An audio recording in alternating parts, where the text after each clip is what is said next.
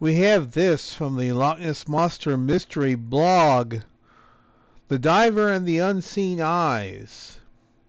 It was a story that had always stuck in my mind back in the 1970s when I read it as a kid in Nicholas Witchell's The Loch Ness Story. At the end of chapter 5 it is briefly stated that Beppo, a famous circus clown, went for a dive in the loch and was dragged out delirious, mumbling about unseen eyes looking at him from slimy black depths. Without further information, I jokingly assumed that this person had jumped into the loch for some clownish publicity, getting some good propulsion from those long clown shoes, only to see something which was far from humorous looking straight back at him before he scrambled back to the surface. It turned out to be more complex than that as I attempt to do it more justice today. Witchell had been summing up the hunt for the monster up to the end of the 1950s when this incident occurred. It was an in-between decade as wartime austerity drew to a close by 1954, and prosperity and hence tourism grew into 1959. The first book for 23 years on the subject was published in 1957 by Constance White, who stoked new interest in the creature. The following year, the BBC came to the loch to produce the first serious documentary on the subject, and a Herman Cockrell, took some pictures of the beast during a kayak expedition. This prompted a Peter McNabb to come forward with his own mysterious photo from 1955. So, unseen eyes. Are they the eyes of Nessie? That's a good question.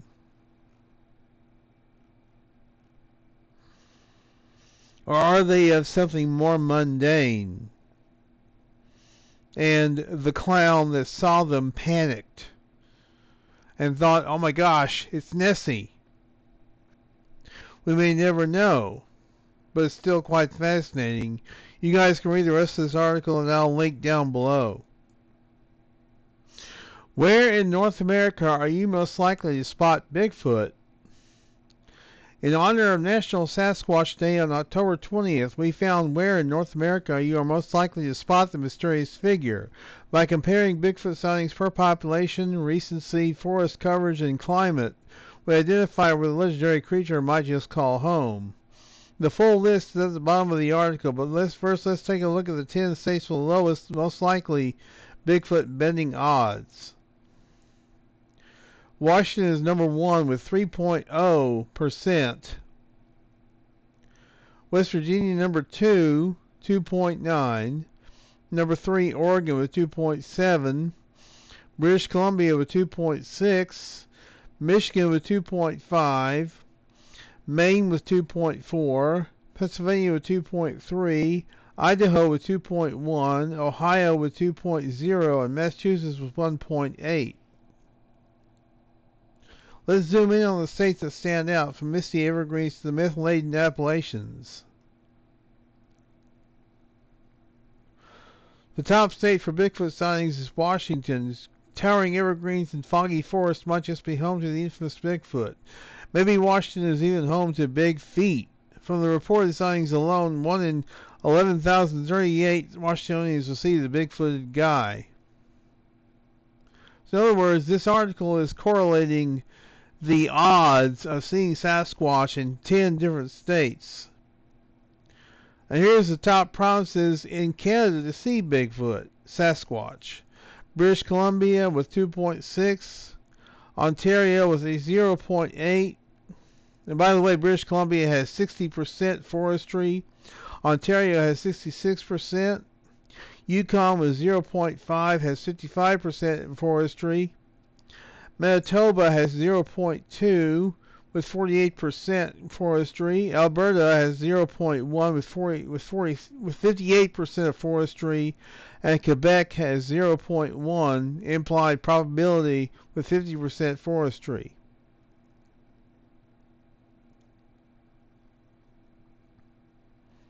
So,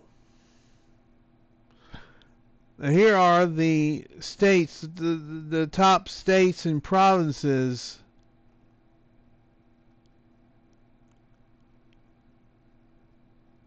list, the entire list. This is the entire list right here. So, now where does Mississippi fall? Well, it's not even on the list. Why is Mississippi not on the list? Is there some sort of prejudice against the Magnolia State or something? I don't know. But I noticed it's not on the list. Oh, wait, here it is. My mistake. I didn't see it. 0.4 possibility.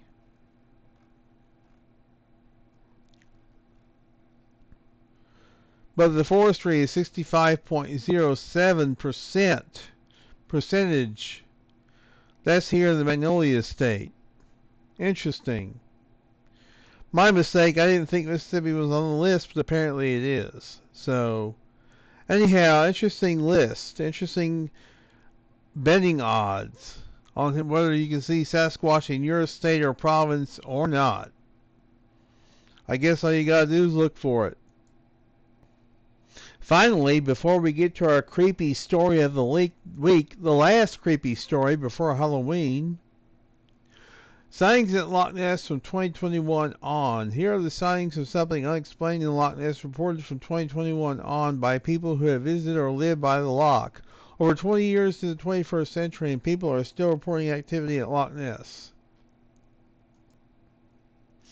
Now, there have been four reported sightings for the year 2025. This is the most recent one, October 15th, just about 10 days ago. A little over 10 days ago, I should say. Peter Hoyle, visiting from Moray, reported seeing a dark shape sticking out of water, moving from right side of the loch to left from the middle. He said it disappeared before reaching shore, was moving fairly quickly, but not speedboat speed.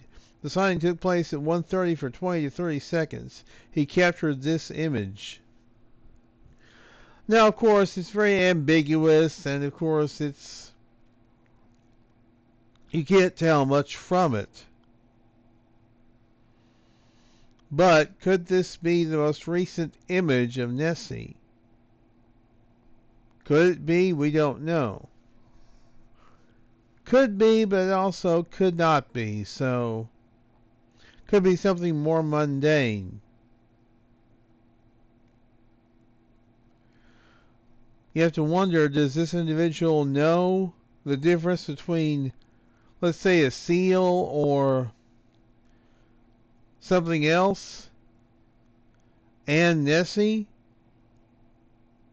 Again, we don't know for sure. We can't say.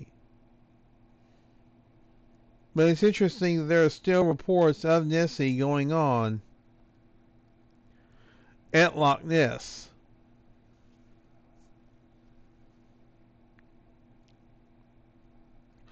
It's also quite fascinating that we still don't have the definitive proof of Nessie.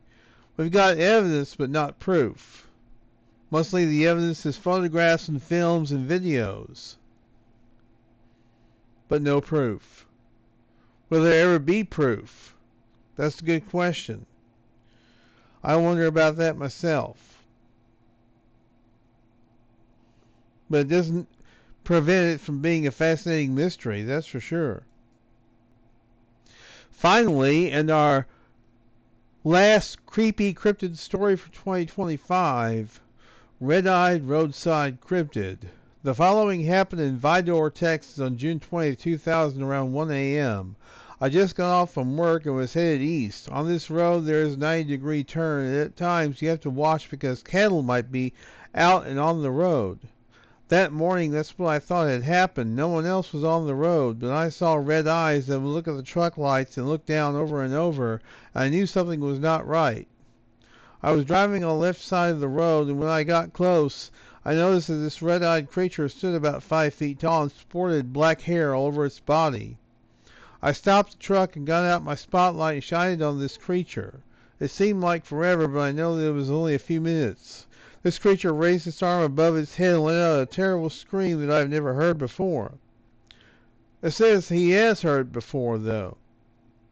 It turned around and went behind a house and left. Oh, he has heard it. I'm sorry. He has heard before. I have heard this sound before when I lived on Teal Road in Orange, Texas, just a few miles from this location. I have traveled this road many times hoping to see this creature again, never have. I'm told this creature is related to Bigfoot. Could this be a true story, or could this be some sort of a tall tale? Well, East Texas is a prime hub for Bigfoot sightings. So, it wouldn't surprise me if this was a true story. It would be cool if it was, that's for sure.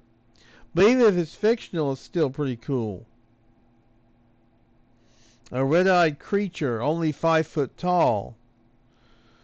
No, of course, we know that Sasquatch do not start out at 10 foot tall or taller. They have to be smaller. They start out smaller. So is this a true story?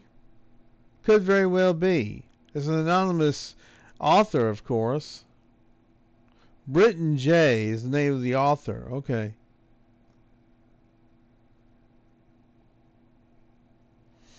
Could this be a true story? It sounds pretty plausible. But who knows? And that's going to do it for this week. We want to thank you very much for tuning in. You guys are the heart of the show. I always say that, but I always mean it. And I will continue to do this as long as you guys want me to. And by the way, happy Halloween on Friday, which is 2 days from now. And until next week, y'all be good at HBM's Cryptid-Corner.